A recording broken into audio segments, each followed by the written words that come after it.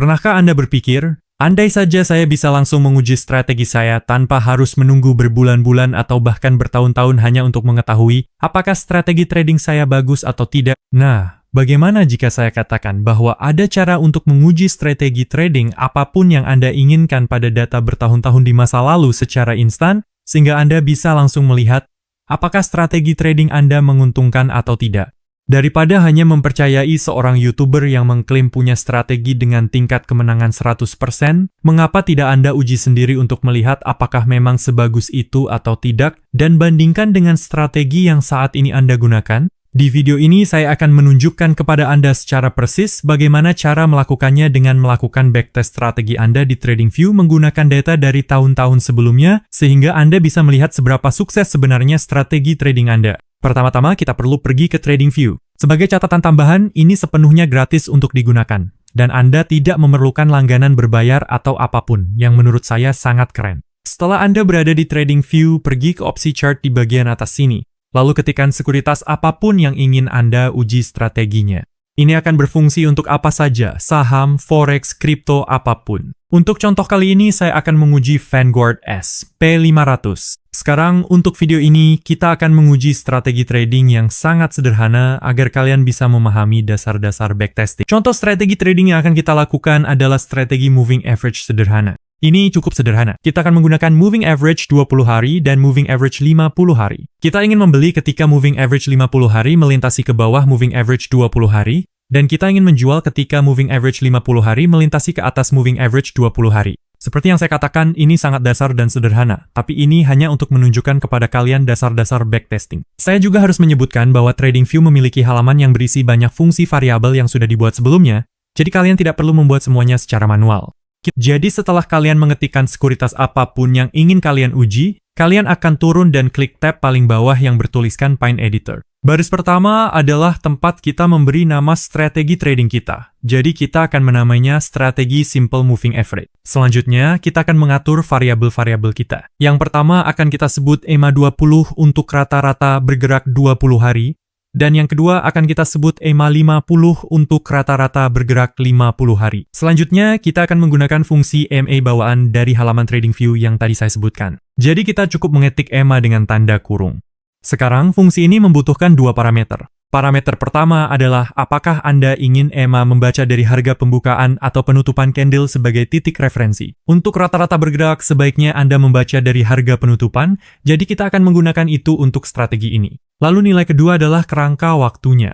Jadi, untuk rata-rata bergerak 20, kita akan mengaturnya ke 20. Kemudian Anda akan melakukan hal yang persis sama untuk yang satu ini, tapi atur ke 50. Jadi bagian kode ini pada dasarnya mendefinisikan apa yang kami sebut 20 MA dan 50 MA. Jadi daripada mengetik semua kode ini, kita cukup mengetik 20 EMA atau 50 EMA. Berikutnya, kita akan mengatur kondisi panjang dan pendek. Jadi kita ingin mengambil posisi long jika EMA 20 berada di atas EMA 50. Lalu kita ingin melakukan short jika EMA 20 berada di bawah EMA 50.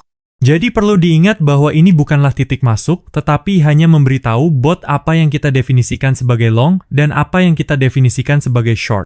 Untuk membuat titik masuk, kita akan menggunakan fungsi bawaan lain yaitu strategy. Entry. Parameter pertama adalah nama, jadi kita sebut ini entry long. Dan parameter kedua adalah apa yang sebenarnya ingin kita lakukan. Jadi ketik strategy. Long. Parameter ketiga adalah berapa banyak saham yang ingin Anda beli. Jadi dalam contoh ini, kita akan menggunakan 1,000 saham saja. Lalu parameter keempat adalah kapan kita benar-benar ingin mengeksekusi perdagangan. Jadi kita ketik when long, yang artinya kita ingin mengeksekusi perdagangan long ketika parameter di atas terpenuhi. Jadi secara garis besar, kita punya nama, apakah kita ingin long atau short, jumlah saham, dan kapan kita ingin mengeksekusi. Lalu kita akan melakukan hal yang persis sama untuk perdagangan short. Jadi beri nama ini short, strategi yang kita inginkan adalah short, tetap gunakan 1,000 saham, lalu kita ingin mengeksekusinya ketika kondisi short terpenuhi. Saat ini kita sudah mengaturnya agar bisa long dan short, tapi belum benar-benar menutup posisi pada saat ini. Ini hanya terus-menerus membuka perdagangan. Jadi mari kita atur agar benar-benar menutup posisi tersebut. Untuk melakukannya cukup gunakan strategi. Close. Lalu kita akan memberikan beberapa nilai untuk memberitahu bot kapan kita ingin menutup posisi.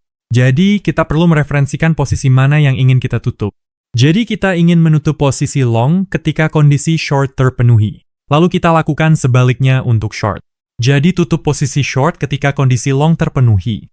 Jadi, hanya dengan kode ini saja secara teori akan membeli setiap kali MA50 hari melintasi ke bawah MA20 hari, dan akan menjual ketika MA50 hari melintasi ke atas MA20 hari. Ini juga akan melakukan hal sebaliknya untuk perdagangan short. Mari kita jalankan untuk melihat apakah ini berhasil. Untuk melakukannya, pergi ke tab di atas ini, tambahkan ke grafik, dan itu akan memulai backtest kita. Sepertinya ini berhasil. Hal keren tentang TradingView adalah platform ini benar-benar akan menampilkan di grafik di mana bot membeli dan menjual. Dengan cara ini, kamu bisa memeriksa apakah bot berjalan dengan benar dan membeli serta menjual di tempat yang kamu inginkan. Kamu juga memiliki 3 tab yang berbeda ini. Tab Overview akan menampilkan kurva ekuitas, laba bersih, jumlah perdagangan, penarikan maksimum, rata-rata perdagangan, dan sebagainya. Jadi, ini adalah tab yang ingin kamu lihat untuk mengetahui seberapa sukses strategi kamu sebenarnya, dan sepertinya strategi ini tidak terlalu buruk.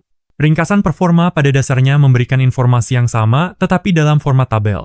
Lalu ada tab daftar perdagangan, di mana akan ditampilkan setiap perdagangan beserta waktu dan cara eksekusinya.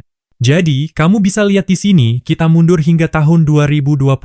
Mungkin kamu tidak ingin menguji sampai sejauh tahun 2020. Sebenarnya, kamu bisa mengedit skripnya agar kamu bisa memberitahu bot rentang waktu tertentu yang ingin kamu uji. Untuk melakukannya, cukup pergi ke baris di sini dan buat variabel mulai dan akhir. Lalu kita akan menggunakan fungsi timestamp bawaan. Jadi, kita akan mengatur waktu mulai, misalnya 1 Januari 2021, lalu jam, kemudian menit. Kemudian kita tentukan titik akhirnya, misalnya 1 Agustus 2021. Jadi, ini berarti bot hanya akan melakukan perdagangan dari Januari hingga Agustus hanya pada SP500.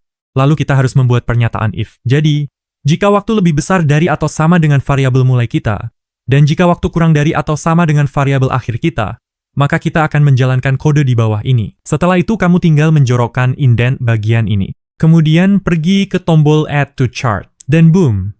Sekarang hanya melakukan perdagangan dari Januari hingga Agustus. Saya juga harus menyebutkan bahwa jika kamu mendapatkan error di bawah ini saat mengklik Add to Chart, cukup pergi ke baris pertama kode kamu dan ketikkan Add version 4. Itu akan menghilangkan errornya. Sekarang mungkin kamu ingin melihat indikator sebenarnya dari bot di chart. Nah, sebenarnya ada cara untuk melakukan itu juga. Ada fungsi bawaan yang disebut fungsi plot. Jadi kamu cukup mengetik plot dengan tanda kurung, lalu indikator apapun yang kamu inginkan, namanya, warnanya, lalu lebarnya. Setelah itu, moving average akan langsung muncul di chart yang cukup keren. Tapi mungkin kamu ingin indikator itu ditampilkan di atas chart, seperti biasanya saat kamu menambahkan indikator ini. Untuk melakukannya, cukup pergi ke sini dan atur overlay menjadi true. Lalu bada bing, bada boom, indikatornya sudah muncul di atas chart. Seperti yang saya bilang, teman-teman, ini adalah strategi dan contoh yang sangat dasar.